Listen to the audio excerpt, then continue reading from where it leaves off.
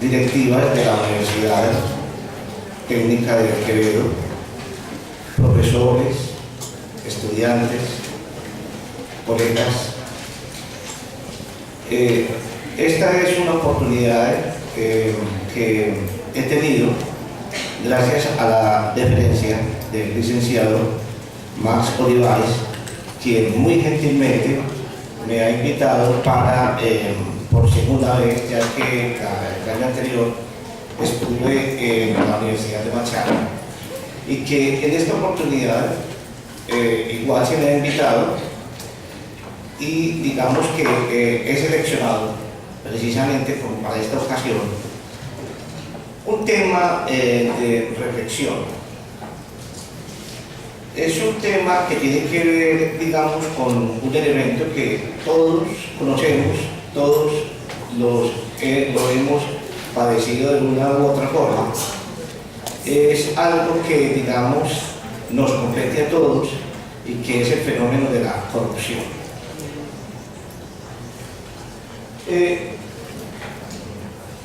Hablar de la corrupción, digamos, es hablar realmente de una epidemia universal. Es hablar de un mal general que socava la economía de un país, que realmente afecta directamente las organizaciones y por ende también las economías de los diferentes países.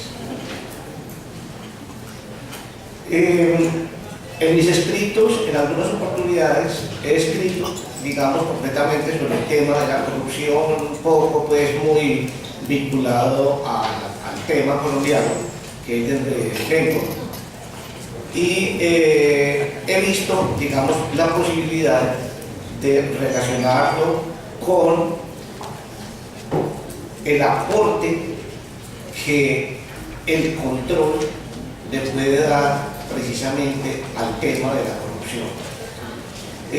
Pienso que, si bien es cierto, como vamos a ver más adelante en las transparencias que siguen, la corrupción pues realmente es una epidemia ya muy, digamos, regada por todo el mundo, es universal. Aquí realmente no hay atisbos de países menores, países mayores, países pobres, países ricos, ¿no?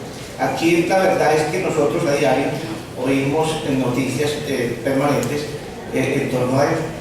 Y es precisamente entonces en función de esta preocupación que realmente pienso que el elemento de control a partir del seno de las organizaciones empresariales puede empezar a generar digamos, una buena labor, puede empezar a generar conciencia en cada uno de los directivos de las organizaciones, de los empleados, es decir, el control, para quienes ya han trabajado este tema de alguna u otra manera, tiene, digamos, un aspecto muy importante, una característica que es el autocontrol. Si desde allí nosotros, en cada una de nuestras funciones, en cada una de nuestras labores, digamos que aportamos desde nuestra misma individualidad, digamos, como una posición correcta, una posición ética, una posición íntegra, digamos que a partir de allí es como mi propuesta final que ustedes podrán observar. Digamos que vamos generando una cultura a nivel de la organización. Y esa cultura permea, digamos, obviamente, en todo su entorno y digamos que finalmente ya estamos hablando, digamos, como de una posibilidad que en la economía, en las organizaciones públicas, tanto públicas como privadas, haya realmente un avance en relación a esto. Desde luego que lo que estoy aquí en principio como proponiendo, pues digamos que es un elemento individual de cada uno de nosotros, pero a lo cual puede llegar más tarde es a vincularlo a esa autoridad interna, que mediante sus normas de auditoría podemos perfectamente visualizar, prever con anticipación, digamos, conductas corruptas que realmente, ya lo he informado, finalmente pueden afectar directamente a las organizaciones. Aquí entonces estamos diciendo que realmente es un fenómeno universal y ciertamente lo es. Cuando se va a hablar de un tema, pues digamos que el principio es importante como partir de una definición. Y vemos aquí una primera definición que tiene que ver pues, con la Real Academia Española, donde realmente, digamos, como el elemento allí importante dentro de la definición es el soborno. ¿Qué está diciéndose allí? Soborno, cohecho, perversión o vicio. Allí hay dos elementos bien importantes en esta definición que me parece de toda la importancia, por cuanto, digamos, cuando se habla de ese delito, se habla en otros términos similares que pueden entenderse como la mordida, que no sé si ustedes aquí realmente pues lo conocen. En nuestro país lo manejamos mucho, la mordida, pues es digamos el apetito que existe, sobre todo en los entes públicos, cuando necesitamos tener favores, cuando necesitamos en un momento dado no estar en condiciones de cumplir una norma. O, por ejemplo, en el caso concreto, cuando, por decir algo, tenemos algo, una necesidad de algo, por ejemplo, cuando estamos con problemas con el tránsito, que no sé si es el caso de ustedes acá, que es una institución en nuestro país que muchas veces se ve socavada completamente por la corrupción, de alguna manera para que no nos sancionen por la falta de tránsito que acabamos de cometer, pues hombre, extendemos el billete al funcionario y esa es una forma de yo salir adelante, yo quedo como satisfecho, yo realmente quedo como tranquilo, hombre, siquiera me sancionaron, me hubieran quitado el vehículo, qué sé yo, me hubieran quitado la patente, cosas como esas, por ejemplo, es que yo ahorita mencionaba en un principio que es importantísimo que desde uno mismo, desde su individualidad, tenga en cuenta eso. Realmente es un vicio que cuando se entra en esa dinámica de la corrupción, es algo que ya va generando en nosotros una habitualidad. Y eso yo creo que todos los que estamos aquí lo entendemos. Es una habitualidad que ya nos hace falta. Ya lo hice hoy, seguramente mañana también, y ya va a ser una cosa muy cotidiana. Entonces eso es un poco el entendimiento que debemos de darle desde esta definición que da el diccionario de la lengua española. También la Fundación de Derechos Humanos, que es otra institución pues, que se ha referido mucho al asunto de la corrupción, se manifiesta en torno a lo que es. Y allí digamos que concretamente de lo que se trata, o de lo que allí se menciona es que prácticamente se está irrespetando el derecho a la igualdad.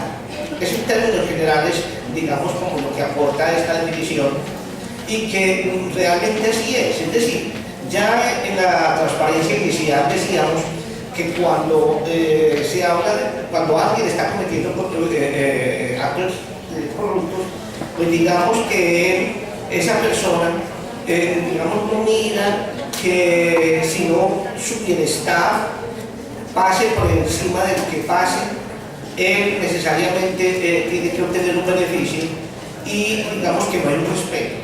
No hay un respeto por el individuo, no hay un respeto por el vecino, no hay un respeto por la persona.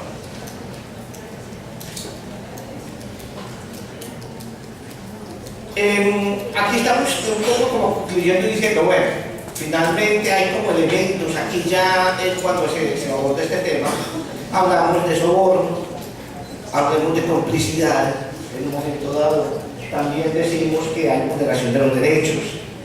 Todo eso es cierto y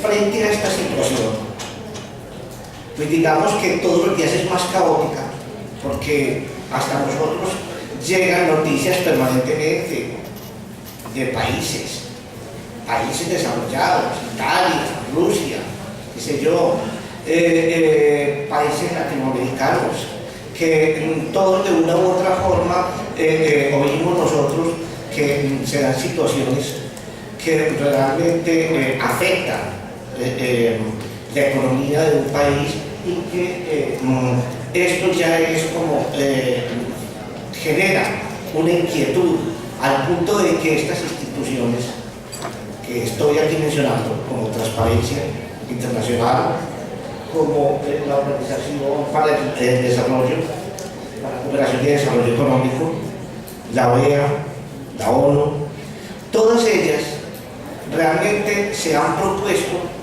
hacer fila en pro, digamos, de desterrar la corrupción en el mundo. Eso realmente es una falacia. Es pensar que, digamos, pues, a partir de normas, de leyes, digamos que lo podamos conseguir, pero es muy importante tener claro que instituciones de este tipo ya han hecho su trabajo y realmente han tenido unos resultados importantes. ¿Por qué? Porque se han realizado, digamos, eventos,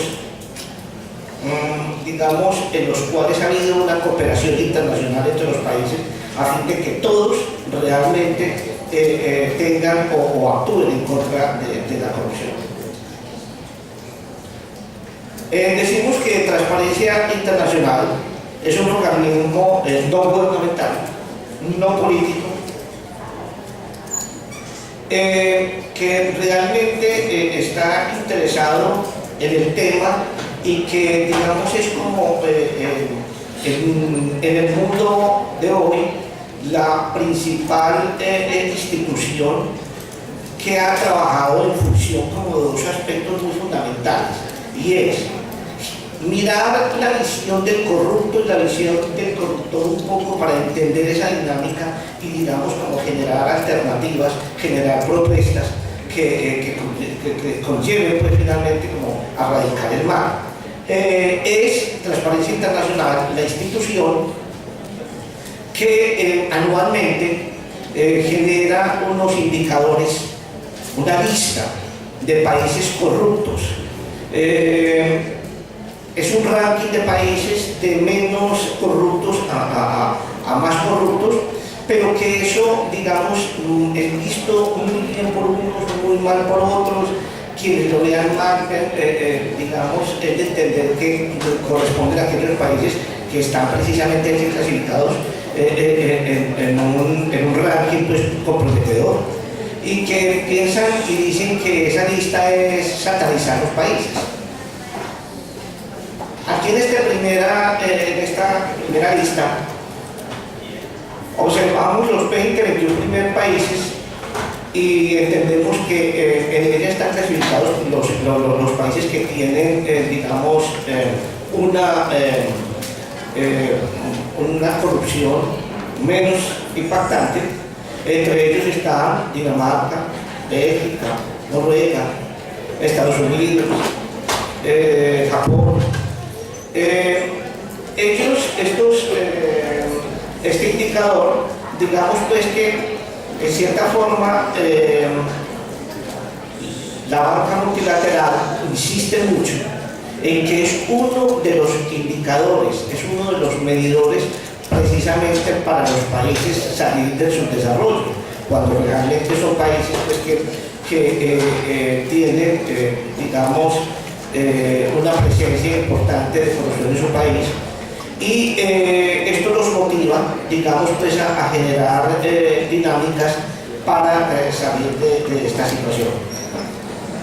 Quise, adicional a la primera, presentar una clasificación, digamos, como donde están los países que nos competen más a nosotros. Los países latinoamericanos, que, por ejemplo, en el caso colombiano estamos en el nivel 94, situación que preocupa obviamente el Estado, y que más adelante pues, les comentaré. El gobierno está pues, como muy interesado en sacar adelante, digamos, algunos proyectos en función de que el país pues, no esté tan en una clasificación a ese nivel. Encontramos aquí a Uruguay, en donde encontramos en un puesto de 20, Chile 23, Puerto Rico 34, Costa Rica 49, Cuba 63, Brasil 72, El Salvador 83, también con Perú, por parte del mismo Colombia, como ya se nos decía, el puesto 94, Ecuador 102, Panamá 102 igual, Argentina 106, Bolivia igual 106 con México, República Dominicana 123 con Guatemala, Nicaragua 127, Honduras 140, Paraguay 150, Venezuela 160 y Haití 163. Es un poco pues como el panorama que es importante pues como nosotros conocer, y que en esta charla que tengo con ustedes era importante como tener unos elementos respecto a cuál es el comportamiento a nivel de países de esta situación. La Organización para la Cooperación y Desarrollo Económico, que fue fundada en 1961, como bien lo dice la transparencia, pues digamos que aquí lo que se trata precisamente con lo que promulga es con el desarrollo de los ciudadanos, por hacer propuestas y erradicar concretamente las prácticas prácticas corruptas de empresarios deshonestos. Es por eso, digamos, que ha tenido sus espacios académicos, y aquí mismo digo que en la ciudad de Vallarta, México, hubo una primera conferencia en donde se trabajó precisamente sobre cuáles eran los modelos del mundo para trabajar pues, en función de la lucha contra la corrupción. La Organización de los Estados Americanos, OEA, por su parte, también, digamos que define la corrupción como una falta de legitimidad de los estados. Sobre todo trabaja mucho en función de los estados y digamos que toda su dinámica la maneja precisamente a partir del Tratado Multilateral que se hizo en el año 97 en función de generar, digamos, propuestas positivas a nivel del sector público de todos los países. En la ONU, igual, aquí también es otro organismo, al igual que los anteriores, que se ha venido preocupando bastante por el tema y que si hemos hablado de pronto de alguna u otra forma, hemos trabajado con el tema de responsabilidad social. Ustedes habrán oído el tema de lo que se llama el Pacto Global, en donde realmente hay unos objetivos en ese Pacto Global que se llaman los Objetivos del Milenio, todos pues muy direccionados justamente pues como a mantener, a trabajar en el tema de la responsabilidad social en el mundo, y dentro de esos 5 puntos de los Objetivos del Milenio está concretamente el tema de la corrupción. Igual incluyó precisamente en el 2005 se trabajó allí el tema, igual pues que la OEA, también de la OCDE, para trabajar en función de ese mal y de una forma común. Esto entonces, pues estoy diciendo, da la importancia del problema, la magnitud del problema en todo el mundo. Y quería entonces, digamos que particularizar un poco en el tema nuestro, colombiano. De Colombia, pues digamos que al igual que en los otros países, como pudieron observar, pues la clasificación así lo demuestra. Ha sido un país que, digamos, tal vez por su misma naturaleza latina, pues digamos, tiende mucho justamente al tema de la corrupción. El Estado colombiano se ha dado cuenta de eso. Nosotros en el año 91 tuvimos un cambio de constitución. Desde el año 1886 no teníamos constitución, pues no se había modificado, y a partir del año 91, digamos, esta nueva carta de la constitución se direccionó mucho hacia darle una fuerza al control fiscal, es decir, al control en el sector público, es decir, a la gestión de los recursos de las instituciones públicas. Y ese control realmente fiscal se definió completamente a partir de la ley 42, y de allí se definió igualmente lo que iba a ser el control interno en todas las instituciones públicas del país, a fin de que a partir de la ley 86 y la ley 42 se definió un modelo que tenemos nosotros, que realmente ha dado un resultado que a nivel, como lo acabo de aclarar, es un modelo que fue aplicado a todas las instituciones públicas del país y que se llama el modelo MESI, modelo estándar de control interno. Este modelo empezó a partir del año 2005 y ha venido generando cambios importantes dentro de las instituciones, digamos, como con miras a crear conciencia dentro de sus funcionarios de que ser legal, ser transparente paga, ¿sí? Es un poco pues como la propuesta que aquí se hace.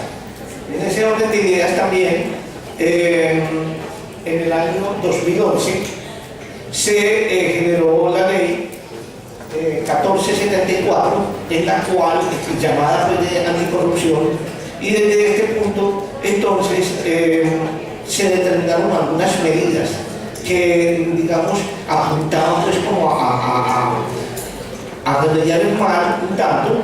Concretamente aquí se menciono yo algunas, entre ellas, por ejemplo, la prohibición de que exfuncionarios públicos en un momento dado puedan de inmediato volver a contratar con el Estado.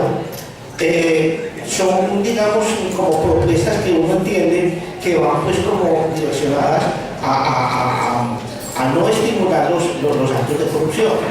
Igualmente, también cuando algún funcionario público ha sido sancionado por algún delito público, pues digamos que pierde todos los derechos y en el futuro no puede volver a tener contratos con el Estado.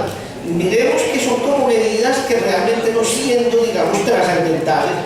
Ya lo que pretendo yo con esta diapositiva es darles a entender a ustedes que el gobierno del Estado ya es consciente de esto y que, digamos, piensa que a esto debe dársele también, además de la cultura, debe dársele también, digamos, como un aspecto legal. Digamos que las normas realmente muchas veces entran por la fuerza. Al fin de cuentas, muchas veces somos coercitivos. Entonces, esta forma como de implementar normas ayuda a que las personas en un momento tal vez en preocupación de ser sancionadas, pues se abstienen de cometer este tipo de delitos. Frente entonces a todo esto, se pregunta, bueno, ¿qué hacer entonces? Es decir, ¿cuál es la instancia que realmente puede proporcionar una solución, digamos, a estas prácticas que, como hemos venido diciendo, finalmente resultan nefastas para las organizaciones y para el Estado? Entonces estamos proponiendo aquí que realmente una propuesta válida, y es en ese sentido, digamos, que yo les advertí al principio cuando entré en la conferencia, que mi propuesta era como una reflexión entre lo que es la corrupción y lo que es la auditoría interna, como propuesta, como modelo de control, digamos, en un momento para detectar con la celeridad del caso, ser preventiva en torno a estos delitos. Estamos entonces aquí proponiendo trabajar con la auditoría interna. Y entonces, si vamos a trabajar con la auditoría interna, miremos cuál es la forma de definir, cómo se define esa auditoría interna.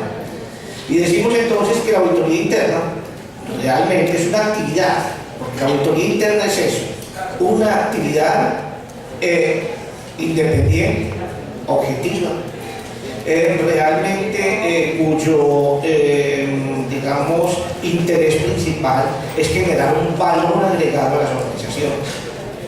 Es decir, debe trabajarse con objetividad, debe trabajarse con independencia, debe trabajarse en un momento dado, digamos, con todo el cuidado profesional que se requiere. Es un poco entonces esto lo que quiere decir al principio la auditoría.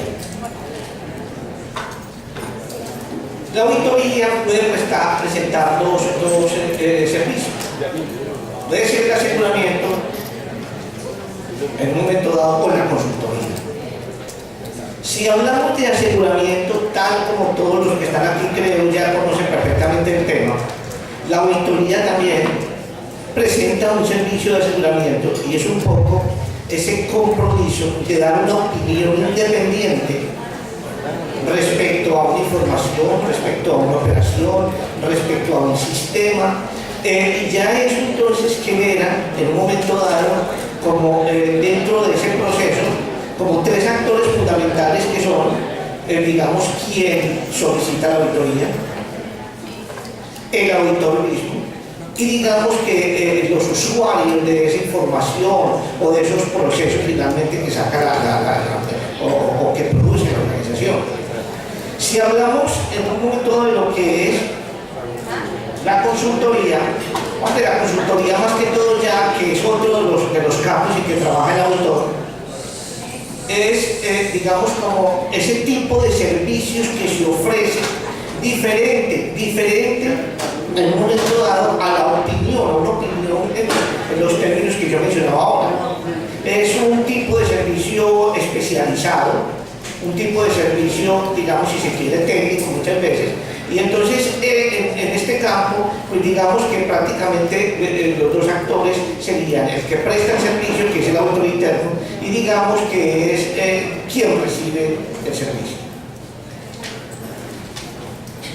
Esta diapositiva pues la muestro un poco como para que veamos ese tema, esa actividad que venimos mencionando, cómo está presentada a nivel de una organización. ¿Qué es esa auditoría? ¿Cómo está clasificada? Tenemos que entender que cuando un auditor interno es nombrado por la administración, es una persona que, digamos, debe responder directamente ante el gerente, debe responder directamente ante el presidente. Y aquí estamos visualizando que esa auditoría interna, para efecto de que pueda actuar con eficacia, con eficiencia y demás, debe estar acompañada de un comité que se llama el Comité de Auditoría. ¿Qué es ese Comité de Auditoría? Ese Comité de Auditoría es esa instancia al interior de las organizaciones, muchas veces, digamos, conformado por miembros de la Junta, en donde su interés es estar acompañando la actividad de la auditoría interna, haciendo como una interrelación con la gerencia, con la junta directiva. Es decir, es esa instancia que asegura que cuando un auditor interno envía un informe a la gerencia, a la administración, haya la certeza de que se va a recibir una respuesta, de que realmente esas, digamos, observaciones que se están mencionando tengan un eco, tengan realmente, digamos, como una observación si se quiere, pero que haya algo. El comité de auditoría se encarga de eso. Y digamos que el trabajo allí no terminaría, simplemente que el gerente le responda al auditor interno en el sentido de que sí, que le demos un informe y que ya. No, a eso hay que hacer un seguimiento. Y digamos que el auditor interno, cuando está en esta dinámica de trabajo, él sí piensa que cuando un informe suyo, un reporte a la gerencia no recibe una respuesta, es algo que pasó por inadvertido, que no le dieron importancia debida. Eso realmente a los auditores nos duele. Entonces, digamos que la dinámica no terminaría allí, sino que se sigue verificar si finalmente las observaciones que se hicieron, si finalmente tuvieron un eco en la administración, si eso finalmente sí se hizo. Si no se hizo, que lo digan porque no se hizo. ¿Sí?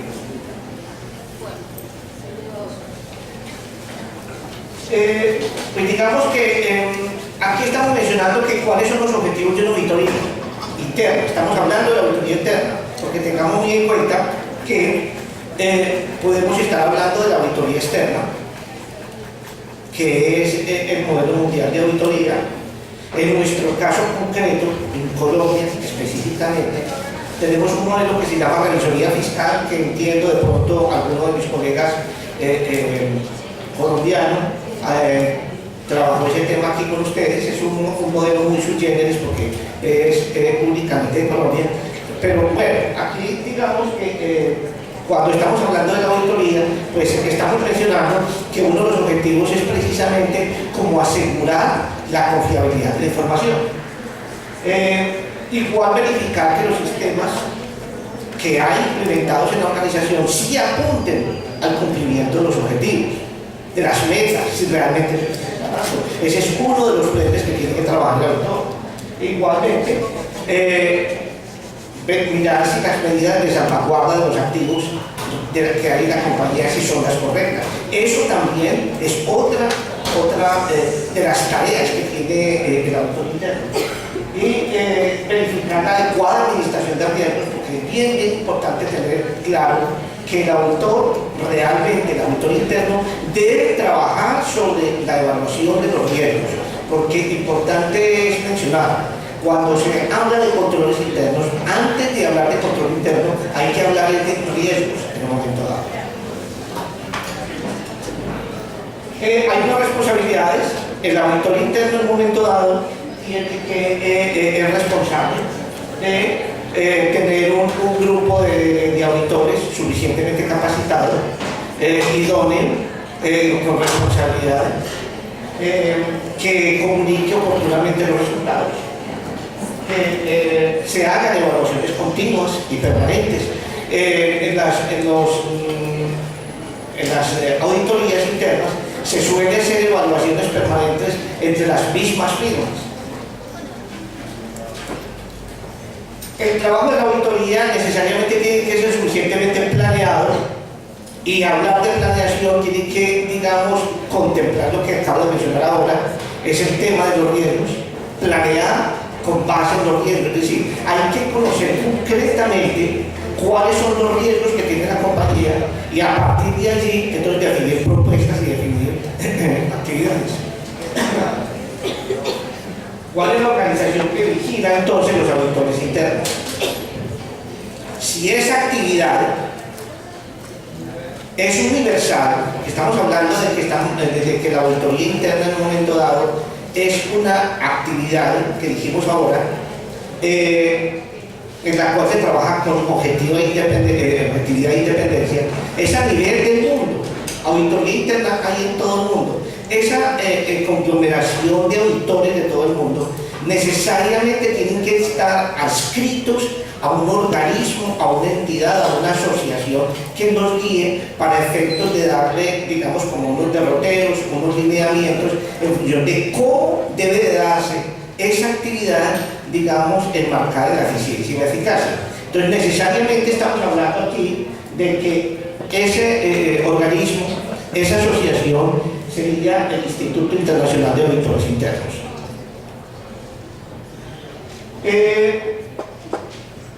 Esta asociación, pues, creada desde el año 1941, estamos diciendo que aproximadamente hay 105 países, y digamos que los objetivos del instituto es, en cierta forma, como lo acabo de decir, aglutinar los auditores internos del mundo, capacitarlos, certificarlos, porque dentro, digamos, como de las tareas que tiene propuesta el Instituto Internacional de Auditores Internos es la certificación de los auditores.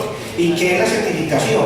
Es exactamente como un examen que a nosotros, quienes somos auditores, nos interesa, digamos, evaluarnos, porque eso en un momento dado nos da estatus, nos da, digamos, como una cualificación como auditores. Esas certificaciones las hace también el Instituto Internacional de Auditores, y digamos que es una prueba estándar que se hace a nivel de todo el mundo, como un poco para definir si esta persona que está trabajando en la auditoría tiene los conocimientos necesarios. Igual estamos hablando que de los objetivos es, digamos, generar investigación y generar estudios, es decir, el Instituto Internacional de Auditores Internos se preocupa realmente porque la profesión todos los días salga adelante con propuestas nuevas y novedosas. El marco, entonces, en que se mueve la auditoría está fundamentado en 4 aspectos, y es la definición de la auditoría interna, tal como ya lo mencionamos, el código de ética, las normas que son propuestas precisamente por el Instituto Internacional y otras guías profesionales. Cuando hablamos del marco de la ética, pues simplemente, como observarán ustedes aquí, lo que de aquí se trata es como concretarnos en estos aspectos fundamentales que son la integridad, por ejemplo. Es decir, dentro del código de ética de los auditores, el primer elemento número 1 es la integridad. Es decir, ¿qué es la integridad? Es la confiabilidad, es como la confianza pública que deben de tener los auditores internos frente a la comunidad. Es decir, nosotros somos en un momento dado los agentes de control que, digamos, estamos en una organización precisamente para evaluar sus controles internos, para evaluar sus riesgos, para asegurar que esa información que se genera a partir de las organizaciones y que finalmente va a la sociedad sea una información confiable y sobre la cual se puedan tomar decisiones. Igual hay otro principio de objetividad, en donde aquí lo que el elemento fundamental es el criterio de independencia que debe tener el autor. Cuando hablamos de objetividad es eso, hablamos precisamente como de esa, digamos, ausencia de sesgo que en la actitud del autor debemos de tener cuando estamos trabajando en alguna operación, en alguna revisión. La confidencialidad, quienes trabajamos en este campo, siempre desde un principio cuando llegamos a una organización y digamos que en el equipo de trabajo pues, con el que estamos, siempre se nos insiste mucho que toda la información, todo el conocimiento, digamos, que adquirimos en una organización debe ser estrictamente confidencial por razones que ustedes perfectamente saben. Entonces, en orden a eso, mal haríamos nosotros en un momento dado cuando, digamos, en razón al conocimiento que adquirimos, nosotros lo podamos divulgar de una u otra manera, tal vez a beneficio propio. La competencia necesariamente es un elemento que es fundamental, importantísimo, que el auditor realmente tenga los conocimientos necesarios para que su trabajo realmente sea de calidad. Eso es la competencia que estamos diciendo. Los auditores internos aplican el conocimiento, aptitudes y experiencias necesarias a desempeñar los servicios de auditoría interna. Entonces es como eso, ¿sí? Es importantísimo y por eso es que el auditor interno se le exige permanentemente estar en cursos de capacitación.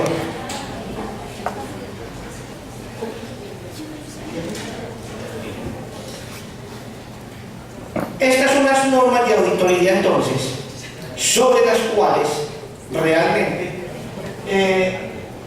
esta propuesta, esta reflexión que hago, sea, digamos, como acogida desde el punto de vista que si observamos nosotros acá, este es como el panorama de las normas internacionales con las cuales trabajan los auditores internos.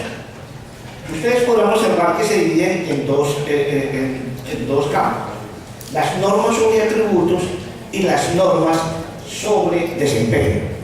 Digamos que las primeras tienen que ver como con el conocimiento de la organización y de las personas, y el segundo grupo de normas, que tienen que ver con normas de desempeño, tienen que ver, digamos, como con la naturaleza del trabajo como tal.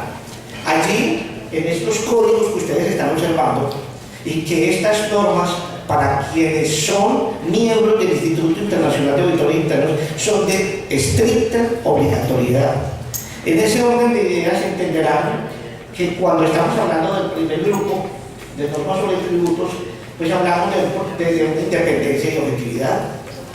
Hablamos de una pericia y de cuidado, que es lo que hemos venido trabajando. Cuando se habla de cuidado profesional, es concretamente el hecho de que las personas tienen que trabajar con suma responsabilidad en un tema, digamos, que implica tener, digamos, unos riesgos.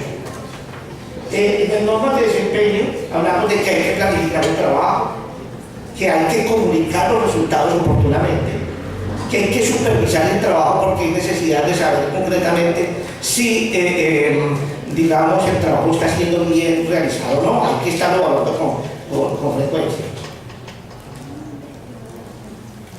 Visto así, una mirada a las normas de auditoría, pensamos nosotros, a ver, en este orden de ideas, ¿será que este cuerpo de normas sirve para, en mi caso como auditor interno, trabajar en función de prevenir, detectar con la debida antelación las prácticas corruptas que se pueden haber? Sería esa pregunta. En este orden de ideas, yo estoy mencionando acá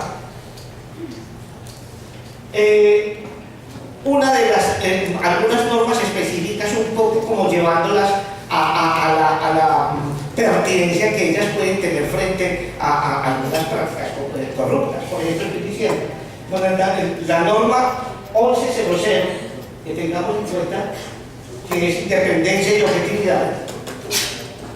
Cuando esa norma dice se plantea la independencia, esta de entenderse como la libertad de condicionamientos que amenazan la capacidad de la actividad de la autoridad interna de llevar a cabo las responsabilidades de forma neutral. Obsérvese cómo este condicionamiento favorece el desestímulo a las actividades de corrupción. El auditor interno debe tener acceso irrestricto a la alta dirección. En cuanto a la objetividad, estamos un poco pues mirando desde allí a ver qué nos sirve un poco para trabajar en ese campo. Dice la presencia de una actitud mental neutral que le permite a los auditores internos desempeñar su función con honesta confianza. Hablamos también de la interacción directa con el consejo. Es una de las normas se habla de eso, que los auditores tenemos necesariamente que tener una línea directa con la gerencia y con el consejo, porque es que si no fuera así, ustedes podrían perfectamente concluir que, digamos, nuestra labor como auditores no llegaría a mayores, porque si yo desde un principio tengo, digamos, como jefes inmediatos, digamos, unos niveles bajos, digamos que la labor de la auditoría no tendría como esa autoridad que se requiere. La objetividad individual libre de conflictos de intereses, este requisito le permite al auditor el cumplimiento imparcial de sus tareas. En el evento de subsistir el impedimento debe honestamente manifestarse a la administración, es decir, muchas veces los auditores nos ponen a hacer trabajos sobre algo que nosotros hicimos. Entonces es a este punto al cual yo me refiero cuando hablo de que aquí hay impedimentos. Y esos impedimentos en un momento dado, yo como profesional íntegro debo de ser lo suficientemente claro y decir, yo realmente no soy la persona para abordar este trabajo por razón a que yo ya he trabajado en él y no tengo, digamos, no podría trabajar con objetividad. La necesidad de mostrar conocimientos y actitudes por parte del auditor interno es una invitación a mantenerse en un proceso de capacitación, obteniendo certificaciones de auditoría interna y de cualquier otra cualificación. Cuando hablamos de combatir en un momento dado prácticas de corrupción, ustedes saben que la mayor parte de ellas tienen que ver directamente, digamos, con fraudes electrónicos. ¿Cómo no yo, en mi calidad de auditor interno, tengo que estar permanentemente informándome, estar muy capacitado en toda la parte de sistemas para yo poder emitir un concepto? ¿En qué condiciones lo haría yo si yo no tengo esos conocimientos? El auditor debe tener asesoramiento y asistencia competentes en caso de establecer de los conocimientos. En este caso sí que ocurren cosas. Es decir, en estas prácticas realmente hay cantidad, lo que realmente, ustedes saben que cuando uno define fraude es diferente a lo que es un error. Un error es algo involuntario, lo saben ustedes. Un fraude no. Es un fraude que tiene toda la voluntad del caso y digamos que está hecho, digamos, por lo regular con personas muy informadas en la organización y que por lo regular las llamamos las personas o los empleados de cuello largo. El requerimiento de cuidado profesional exige prudencia y competencia al definir el alcance del trabajo, donde se espera contundencia. Es decir, si yo, como auditor, en las revisiones que yo hago dentro de la organización, y tal vez basado en un indicio que tuve en un momento dado, encuentro algo, yo tendré que realmente ser muy persistente en la revisión y en trabajar con contundencia, como se está diciendo allí. Finalmente, definir un programa de aseguramiento y mejora de la calidad, concretamente es un tema pues, que toca mucho directamente con nosotros. En cuanto a las normas de desempeño, decimos que el autor debe gestionar eficazmente la actividad de autoridad interna para asegurar que añada valor a la organización. Eso es un hecho pues, que ya lo mencionamos. La planificación igualmente es un tema que ya en repetidas oportunidades lo he mencionado hoy. Debe comunicar muy claramente, ahí lo acabo de mencionar ahora, lo acabo de decir, cuando yo en función de mi labor encuentro situaciones realmente que yo observe que ameriten ser informadas, lo debo de hacer con toda la prontitud del caso. Deben existir políticas y procedimientos por escrito sobre la tarea del examen del fraude y otras conductas deshonestas. Y la actividad de autoridad interna debe evaluar y hacer las recomendaciones respecto a la existencia de una buena tecnología. La actividad de la autoridad interna debe evaluar y hacer recomendaciones, promover la ética, comunicar la información de los riesgos, coordinar actividades y información de comunicación entre el Consejo de Administración, los auditores externos y la dirección. Es muy importante esa vinculación. Es decir, para realmente hacer fila en contra de una situación de estas, y si se trata de que el auditor interno es quien en un momento dado va a ser pieza clave para un poco disminuir o mitigar este problema, debemos de tener esta vinculación, nuestra comunicación directa. Conclusión final. Entrar a reflexionar en el tema de la corrupción es admitir que ciertamente el mundo entero se mueve en esta dinámica de pretensión del poder. Unos países más, otros menos, pero el mal es general. La epidemia se ha extendido hasta tal punto que cada uno de nosotros, como individuos de a pie, como individualmente considerados, tenemos que ver de alguna manera con el mal, en razón a actitudes muchas veces egoístas. Estas conductas se trasladan a las organizaciones a diario y obviamente generan un efecto general. Hay mucho por hacer. Estoy proponiendo finalmente decir, bueno, es importante mirar quienes estamos como, digamos, interesados en que nuestro campo profesional, más allá, cuando ustedes terminen su carrera, sea el campo del control. Realmente los invito a que de verdad acojan, digamos, esa propuesta que les estoy haciendo, porque el tema del control de verdad resulta para nosotros los profesionales en los temas contables y demás y administrativos un campo supremamente fructífero. Es decir, es así un campo donde nosotros podemos visualizar cosas, proponer, evaluar y, digamos, como sentirnos que de verdad desde nuestro conocimiento podemos aportar algo. Mil gracias por su asistencia y iremos a ver qué preguntas hay.